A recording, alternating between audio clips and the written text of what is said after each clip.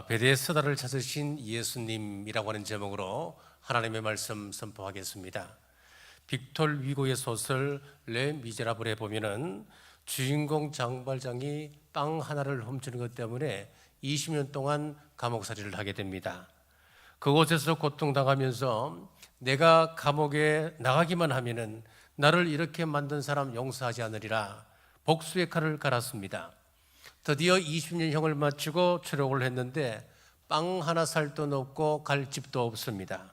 나흘 동안 헤매는데 마리우스 신부가 자비를 베풀어 주어 잠자리를 얻게 되었습니다. 하지만 장발장은 그 은혜를 배반하고 맙니다. 한밤중 목이 말라 찬장을 쥐다 눈에 들어온 것이 은잔이었습니다. 그걸 훔쳐 자라간 것이지요. 그런데 어둠 속에서 그를 주시하는 한 인물이 있었습니다. 경사 자베르였습니다. 자베르 경사는 전과자는 절대로 변할 수 없다라고 하는 그런 강한 소신을 갖고 있는 사람이었는데 갖고 있었기 때문에 장발장을 늘 감시하고 있었던 것입니다. 교회에서 나오는 장발장을 붙잡았습니다. 장발장을 잡고 보니까 교회에서는 은잔이 나오는 것 아니겠습니까? 다시 교회로 데리고 가는 겁니다. 낌새를 알아차린 마리우스 신부는 장발장에게 이렇게 말합니다. 다시 오셨군요. 내가 기다리고 있었습니다. 촛대도 가져가라 했는데 왜 이 촛대는 두셨습니까? 이 말을 들은 장발장의 마음은 뜨거워지기 시작했습니다. 20년 동안 감옥살이에서 변하지 않았던 마음이 은혜에 감격하여 새 사람이 되었습니다. 한편 전과자는 절대 변할 수 없다는 소신이 무너진 자베르는 자괴감을 극복하지 못하고 스스로 목숨을 끊고 말았습니다. 이 소설이 전하고자 하는 두세 개의 원리가 있습니다. 자베르 경사의 원리인 정의의 원리와 마리우스 신부의 원리인 은혜의 원리입니다. 세상은 자격을 따지고 실수를 정죄합니다. 하지만 하나님 나라는 자격 없는 자에게도 은혜 베푸시고 쓰러진 자를 다시 일으키십니다. 자, 오늘 말씀에 은혜의 원리가 나옵니다. 예수님께서 명절을 맞아 예루살렘으로 올라가셨습니다. 1절에서 2절입니다. 그 후에 유대인의 명절이 되어 예수께서 예루살렘에 올라가시니라. 예루살렘에 있는 양문 곁에 히브리 말로 베데스다라 하는 못이 있는데 거기 행각 5이 있고, 자, 예루살렘에는 여러 개의 문이 있는데 그 문들은 각자 분명한 목적을 가지고 있었습니다. 분문은 쓰레기를 내다볼 수 있는 그런 문입니다. 여문은 생선을 들어오는 문입니다. 마문이 있습니다. 군인들이 말을 타고 나갔던 전쟁의 문이기도 했습니다. 그리고 오늘 본문에 나오는 양예문은 성전 북쪽에 위치한 문으로 제물로 드려질 양과 염소가 드나들었던 문이었습니다. 바로 이 양문 곁에 베데스다 연못이 있었습니다. 베데스다라고 하는 것은 히브리 말로 집을 뜻하는 베이트와 은혜를 말하는 헤세드의 합성어입니다. 그러니까 은혜의 집이라고 하는 뜻을 가지고 있었습니다. 이 연못은 특별한 곳이었습니다. 간헐천으로 물이 움직이는 현상이 종종 있어 왔습니다. 자, 이 사진은 아이슬란드에 있는 간헐천입니다. 사진같이 한 번씩 땅 및 온천수가 분수처럼 치솟았습니다. 자, 이 물에는 유황 성분이 섞여 있어서 일부 질병에는 탁월한 치료 효과를 나타내기도 했습니다. 자, 이러다 보니 당시 사람들은 이 현상을 단순한 자연 현상으로 보지 아니하고 천사들이 내려와서 물을 휘휘 줍는다라고 생각을 했습니다. 가장 먼저 물이 움직일 때 들어가는 사람은 병이 낫는다고 하는 믿음이 생기게 되었지요. 자, 그리고 베데스다는 양문 곁에 있었기 때문에 예배자들이 성전에 들어가기 전에 잠시 머물며 쉴 수 있는 곳이기도 했습니다. 아마도 많은 사람들이 그곳에 앉아서 양문으로 드나드는 양과 염소를 바라보며 저 짐승들이 나의 죄를 대신하여 죽게 되는 것이구나, 하나님의 은혜를 생각하고 자비를 묵상했을 것입니다. 자, 그런데 은혜의 자리인 베데스다에 누워있던 사람들은 은혜를 누리지 못한 채 기다림과 소외 속에 고통의 시간을 이어가고 있었습니다. 자, 첫째, 베데스다는 은혜가 사라진 곳이었습니다. 3절입니다. 그 안에 많은 병자, 맹인, 다리 저는 사람, 혈기 많은 사람들이 누워 물의 움직임을 기다리니 베데스다에는 수많은 병자들이 모여 있었습니다. 맹인, 다리 저는 자, 혈기 마른 자, 그들은 모두 하나같이 물의 움직임을 기다리는 사람들이었습니다. 연못에 물이 움직이는 순간 먼저 들어가는 사람이 낫는다. 이 가혹한 규칙은 사람들을 이기적이고 무정하고 무자비하게 만들었습니다. 이렇게 은혜의 집, 자비의 집이지만은 현실 속 베데스다는 정도, 사랑도, 자비도 찾아보기 어려운 차가운 생존의 현장이 되어져 가고 있었습니다. 서로 경계하고 밀어내며 냉랭한 침묵만 흐르지 않았겠습니까? 남들보다 빠르게 달려갈 수 있는 사람이 고침받는다. 이게 무슨 은혜라고 할 수 있겠습니까? 자, 제 생각에는 우리 남부교회 성도님들이라면은 아마 이럴 것이라 저는 믿습니다. 이번에 물이 움직이면은 가장 힘든 사람 우리 최집사님 먼저 넣어드리지요. 그리고 다음번에 움직일 때는 그 다음 아픈 박 집사님이 들어가도록 그렇게 양보합시다. 저는 분명히 그럴 거라고 생각합니다. 대지의 저자인 펄퍽 여사는 누구보다도 한국을 사랑했던 그런 사람이었습니다. 그녀가 한국에 방문했을 때 이런 모습을 보고 굉장히 큰 감명을 받았다는 거지요. 감을 따는데 감 꼭대기에 감은 따지를 않는 겁니다. 저거 너무 높아서 위험해서 따지 않는 겁니까? 물었더니만 하는 이야기가 겨울철 새들이 먹을 양식이 없을 때 새들이 먹을 수 있는 까치밥입니다. 그렇게 이야기하는 겁니다. 또 한 번은 소달구지에 볕단을 싣고 가는데 옆에 한 노인이 지게에 짐을 가득 싣고 함께 가는 것이었습니다. 그래서 벌벅 여사가 묻습니다. 아니 왜 그렇게 가냐고. 그 무거운 짐 소달구지에 함께 싣고 또 자신도 그 소달구지에 몸을 의지하고 가면은 훨씬 편할 텐데요. 그랬더니 이분이 하는 이야기가 오늘 우리 소가 일을 많이 했기 때문에 고생해서 내가 짐을 나누어 주고 가는 것입니다. 미국에 돌아가서 글을 썼습니다. 세상에서 본 가장 아름다운 풍경이었습니다. 서양의 농부라면 누구나 그 짐을 소달구지에 싣고 자기 몸도 소달구지에 올라타서 그렇게 편하게 집으로 갈 것인데 한국의 농부는 소의 짐을 들어주고자 자신의 지게에 볕단을 한 짐 지고 소와 함께 귀가하는 그 모습을 보며 저는 온몸에 전율을 느꼈습니다 라고 썼습니다. 자, 이분이 썼던 책 가운데 살아있는 갈대에서 한국은 가장 고상한 국민이 살고 있는 보배 같은 나라입니다 라고 기록했습니다. 단지 생명을 유지시킨다고 하는 차원을 넘어서 정서적으로 교감하고 존중하는 태도를 그녀가 본 것입니다. 이것이 우리 민족의 정서입니다. 동물에게도 이러한데 하물며 사람들에게 우리가 어떠해야 하겠습니까? 하나님의 은혜를 체험한 하나님의 자녀된 자로서 반드시 회복해야 할 모습 아니겠습니까? 사람을 긍휼히 여기신 우리 주님을 보십시오. 모두가 성전으로 향하던 명절 주님은 은혜가 사라진 베데스다로 가셨습니다. 예수님은 그곳에서 한 병자를 찾아가셨고 그의 인생을 바꾸셨습니다. 은혜가 없던 그곳에 은혜가 임하는 순간이었습니다. 이 사건은 우리에게 강력한 질문을 던집니다. 진짜 은혜의 집은 어디입니까? 그곳은 바로 우리 주님께서 임하시는 곳입니다. 우리 주님께서 찾아오신 곳이 바로 은혜의 집입니다. 오늘날 교회는 하나님의 집이요 은혜의 집이 되어야 합니다. 교회는 성도들이 서로 사랑하고 돌보며 함께 은혜를 나누는 곳이 되어야 합니다. 상대방의 아픔을 함께 나누어주는 것이 되어야 하는 것입니다. 그런데 여전히 교회 안에서 자리를 놓고 다투는 모습, 서로 질투하고 견제하는 그 분위기가 팽배하다면 그 교회는 무늬만 은혜의 집일 뿐 실제로는 사랑도 은혜도 사라진 냉정한 공간, 또 다른 베데스다 연못일 수 있습니다.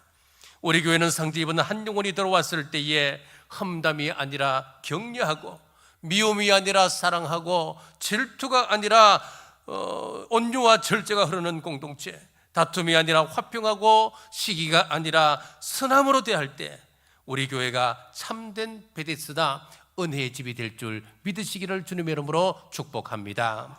베데스다는 둘째 일등만이 주목받는 곳이었습니다. 4절입니다. 이런 천사가 가끔 못에 내려와 물을 움직이게 하는데 움직인 후에 먼저 들어가는 자는 어떤 병에 걸렸든지 낫게 되밀으라. 베데스다는 1등만이 주목받는 곳이었습니다. 1등만이 고침받는 곳, 1등만 살아남을 수 있는 그런 구조였습니다.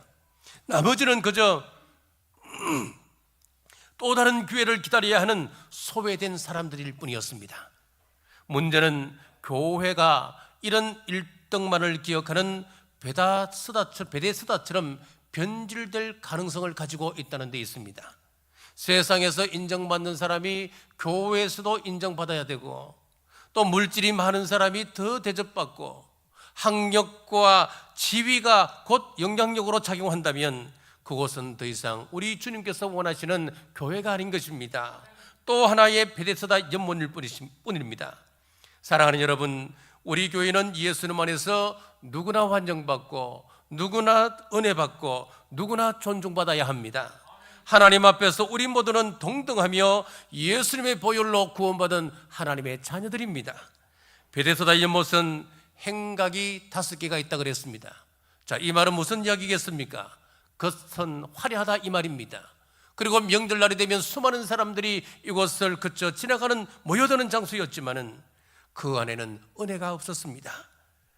자, 그렇습니다. 오늘날 많은 교회들이 화려한 외형은 자랑할지 모르지만은 은혜를 잃어버린 베데스다처럼 변해가는 위험을 안고 있습니다. 교회뿐이겠습니까? 이 사회도 이 시대도 이름뿐인 베데스다입니다. 자, 대학이 베데스다입니다. 대학만 들어가면 대학의 낭만을 즐기며 여유 있게 대학 생활을 할 것이라 생각했습니다만은 오히려 본격적인 경쟁이 기다리고 있는 것을 깨닫게 됩니다. 성적과 스펙, 취업 앞에서 다시 1등만 살아남는 현실이 우리 청년들을 지치게 만듭니다. 우수한 성적으로 졸업하면 유능한 사람으로 인정받고 희망찬 미래가 저절로 보장될 줄 알았는데 취직자리 하나 구하기 힘든 그 현실은 젊은이들을 절망과 자포자기로 이끌어갔지요. 70년대의 새마을 운동은 나라 전체가 가난을 극복하기 위한 몸부림이었습니다. 열심히 일해서 먹고 사는 문제는 해결되었습니다마는 그 이후 우리 사회는 물질 만능주의와 이기주의 그리고 쾌락주의가 스며들어 새로운 형태의 영적 가난이 시작되었습니다. 공산주의는 모든 사람이 똑같이 나누는 것을 목표로 정했지만은 결과적으로 사람들을 무기력하게 만들어버렸습니다. 자유민주주의는 기회의 평등을 부르짖었지만은 치열한 경쟁을 불러일으켜 사람들을 이기적이고 그리고 무정하고 고독한 인간으로 만들었습니다. 결국 이 세상이 말하는 은혜의 집은 겉으로는 행복과 성공을, 구원을 약속하는 듯하지만은 실제로는 양문곁 베데스다처럼 은혜 없는 곳이 되어져 버렸습니다. 하지만 소망이 있습니다. 이 은혜 없는 베데스다에 예수님께서 오셨습니다. 예수님은 1등만 고치시는 분이 아니라 누구에게나 은혜 베푸시는 참된 은혜의 집이십니다. 사랑하는 여러분, 우리 교회가 1등만 은혜 받는 것이 아니라 누구나 은혜 받는 곳, 예수님 닮은 베데스다 되시기를 주님의 이름으로 축복합니다. 셋째, 은혜를 회복시키시는 예수님입니다. 8절 말씀 우리 같이 읽겠습니다. 예수께서 이르시되 일어나 내 자리를 들고 걸어가라 하시니. 아멘. 자, 성경에는 우리가 알고 있듯이 헬라어로 시간에 대한 개념이 2가지가 나옵니다. 하나는 크로노스고 하나는 카이로스죠. 크로노스는 우리가 흔히 말하는 일상적인 시간을 말합니다. 1년은 365일 하루 24시간 같은 시계로 재는 물리적 시간을 이야기합니다. 카이로스는 하나님의 특별하신 개입, 특별한 시간, 은혜의 시간을 말합니다. 요한복음에 이 카이로스의 시간이 나옵니다. 물이 포도주로 변하는 사건, 왕의 신하의 아들의 병을 고치는 사건, 죽은 나사로를 부활시킬 사건, 이 모든 것은 하나님이 개입하신 카이로스의 시간이었습니다. 오늘 읽었던 본문 4절에 보면 천사가 가끔 모세에 내려와, 여기 가끔이란 단어가 카이로 수적 시간을 이야기하는 것입니다. 5절 말씀에 보면은 거기 38해 된 병자가 있더라. 병이 벌써 오래된 줄 아시고 여기 38년 세월, 이것은 크로노스의 시간입니다. 38년 동안 이 병자는 은혜의 장소 카이로스의 장소에 머물고 있었지만은 그는 크로노스의 시간만을 보내고 있었던 것입니다. 오늘 우리 가운데 교회에 오래 다니셨지만은 아직까지 하나님의 은혜를 제대로 경험하지 못하고 크로노스의 시간만을 반복하고 계신 분이 아니 계신가요? 오늘 말씀을 듣는 이 시간, 하나님을 만나는 카이로스의 시간을 경험하시길 주님의 이름으로 축복합니다. 자, 그런데 우리가 카이로스의 시간을 누구나 다 경험하기를 기대하지요. 저도 그렇습니다. 날마다 순간마다 카이로스의 시간을 경험하고 싶습니다. 자, 그러면은 어떻게 우리가 하나님의 카이로스의 시간을 경험할 수 있을까요? 자, 첫째는 우리 주님께서 찾아오셔야 합니다. 은혜는 예수님이 38년 된 병자를 찾아오는 데서 시작되었습니다. 예수님이 먼저 찾아오시는 것입니다. 예수님께서 찾아오셔야 카이로스의 시간이 시작될 수가 있는 것입니다. 그리고 두 번째는 예수님이 그의 마음을 흔드셔야 합니다. 6절 말씀을 보십시오. 예수께서 그 누운 것을 보시고 병이 벌써 오래된 줄로 아시고 이러시되 내가 낫고자 하느냐. 예수님께서 지금 너무나 당연한 질문을 하고 계시는 겁니다. 지금 이 병자가 낫기를 원했기 때문에 그 자리에 누워있는 것 아니겠습니까? 그렇다면 예수님의 질문, 내가 낫고자 하느냐는 무슨 뜻이겠습니까? 이 질문 속에는 이미 자포자기한 병자의 마음을 우리 주님께서 보신 것이었습니다. 사람은 반복되는 실패 속에서 소원을 잃어버립니다. 기도해도 응답이 없는 것 같고 변화되는 모습이 없는 것 같으면 그러다 보면 마음이 무뎌지고 우리는 포기하게 되는 것이지요. 주님은 그 마음 상태를 아셨습니다. 이미 포기한 그 마음을 보셨습니다. 너 정말 낫고 싶니? 정말로 변화되기를 원하느냐? 이 질문은 이 사람의 마음을 흔들어 놓기 시작했습니다. 잠언 4장 23절에 보면 모든 지킬 만한 것 중에 내 마음을 지키라. 생명의 근원이 이에서 남이니라. 우리의 생각대로 우리 인생을 이끌어 간다는 이야기입니다. 여러분, 우리가 예수님을 마음에 영접하고 내가 예수님의 말씀을, 하나님의 말씀을 마음에 품고 그 말씀대로 순종하고 살아간다면 우리는 믿음의 사람이 되는 것이지요. 하지만 우리가 죄악을 품고 살아가면 그 사람은 악인이 되는 것입니다.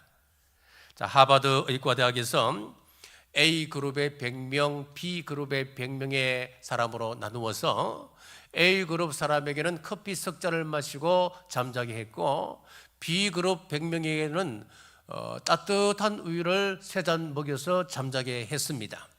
다음날 아침 편히 주무셨습니까? 인사했을 때에 A그룹의 커피를 마시고 잤던 사람들 100명 가운데 82명이 아이고 말도 마시라고, 우리가 커피를 석 잔 마시고 잤더니만 이리 뒤척 저리 뒤척 정신만 말똥말똥해서 한숨도 자지 못했다고.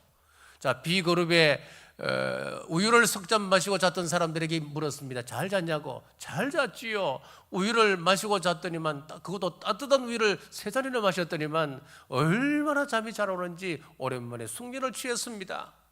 자, 그런데요, 전날 어떤 일이 있었냐면은 이 커피에 카페인을 전부 다 빼버렸어요. 커피에서 카페인을 빼버리면 그 커피는 보리차와 똑같습니다. 그런데 그 카페인을 뺀 사실을 모르고 커피를 마시던 사람들은 그냥 고정관념으로 이야기하는 거예요. 내가 커피를 석 잔 마셨으니까 오늘은 절대 잠을 자지 못하겠구나. 그래서 보리차 같은 커피를 마셨음에도 불구하고 잠을 한숨도 못 잤다는 겁니다.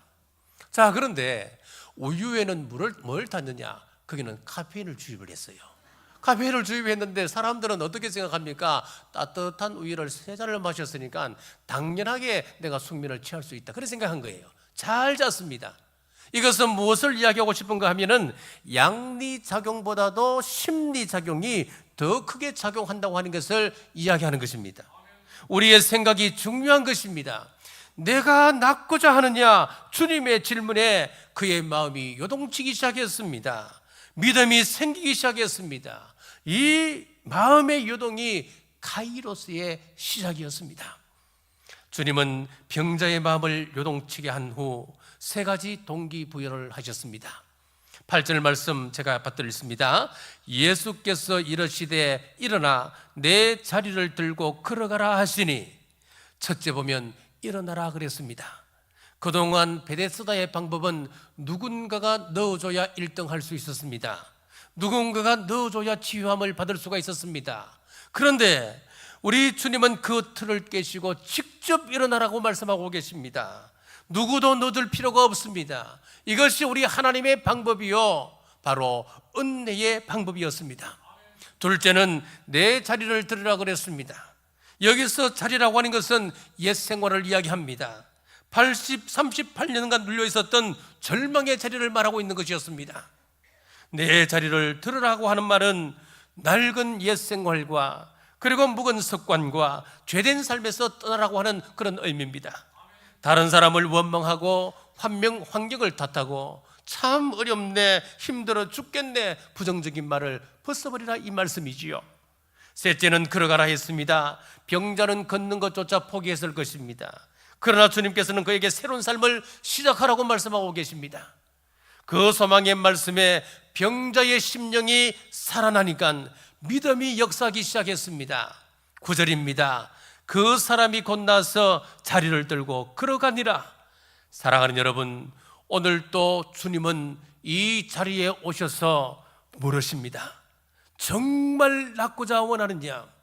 정말 변화되기를 원하느냐? 주님, 구원의 역사를 제 삶에서 보기를 원합니다. 주님, 제 마음이 요동치게 하옵소서. 카이로스의 은혜를 저에게도 허락해 주옵소서.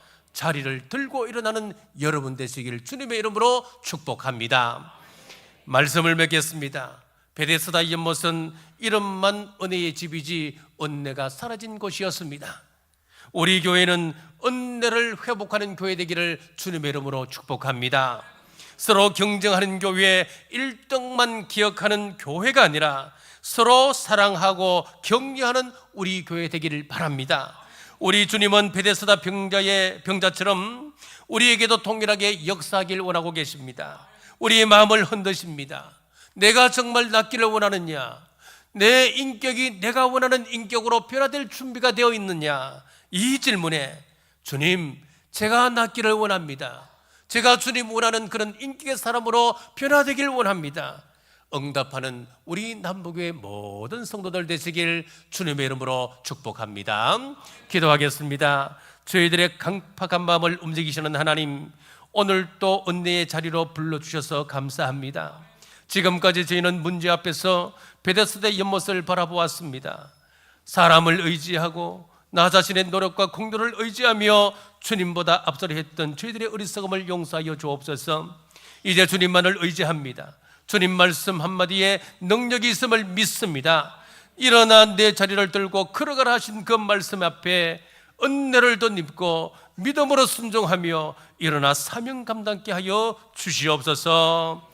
다시 오실 예수님 이름으로 간절히 기도드리옵나이다. 아멘.